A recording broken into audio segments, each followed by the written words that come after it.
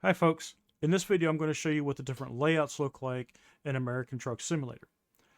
Now as you can see you have a choice of range, splitter, range, and splitter.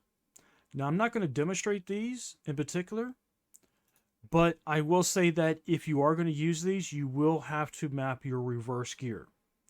I'm only going to show you what they look like for the Eaton Fuller 10, 13, and 18. So let's start off with the 10. We're here in a Kenworth with a 10-speed transmission. Now, I've already played with this a little bit, so I know that there's no splitting, but there is a range.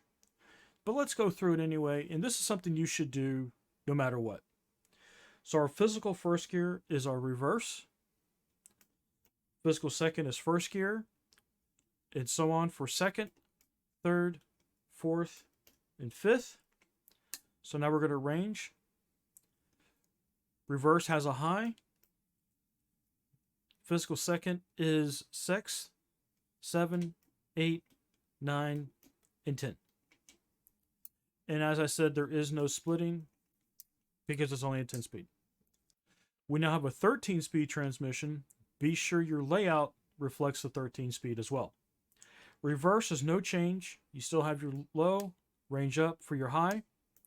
However, we now have a low gear, which is lower than first, but if we count it, it is first.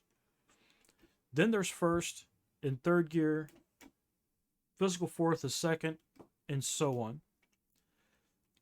Low has no split or range. Range up, you have 5, 6, 7, and 8, which can be split as well. And when you add it all up, that's 13 gears. Now we're on to the 18-speed transmission, and this one's going to be a little bit more hairy. So our reverse is still the same, but you notice we have an R1 low, which can be split. We now have a low, which can be split as well. First can be split. Second, third, fourth, all can be split. Reverse, you now have an R2, low and high, so that can be split. Low, there's no ranging up for that. 5, 6, 7, and 8, which of course can be split as well.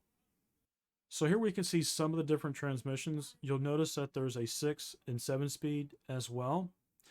For those, you can use whatever layout you wish. I would think that most people would just go for the 10-speed layout.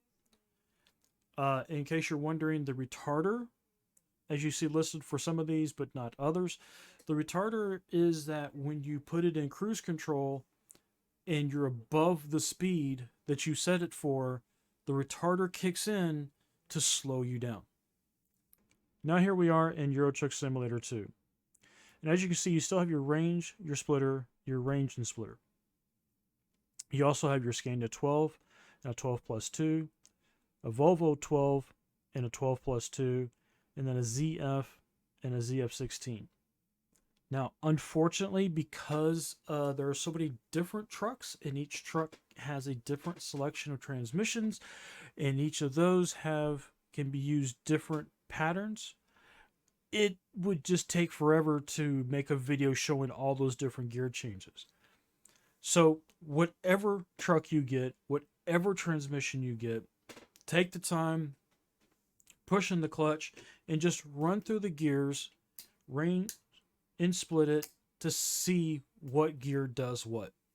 Or you can just keep it simple, go with the simple range and split, which again, if you're going to do that, you're going to have to map the reverse gear.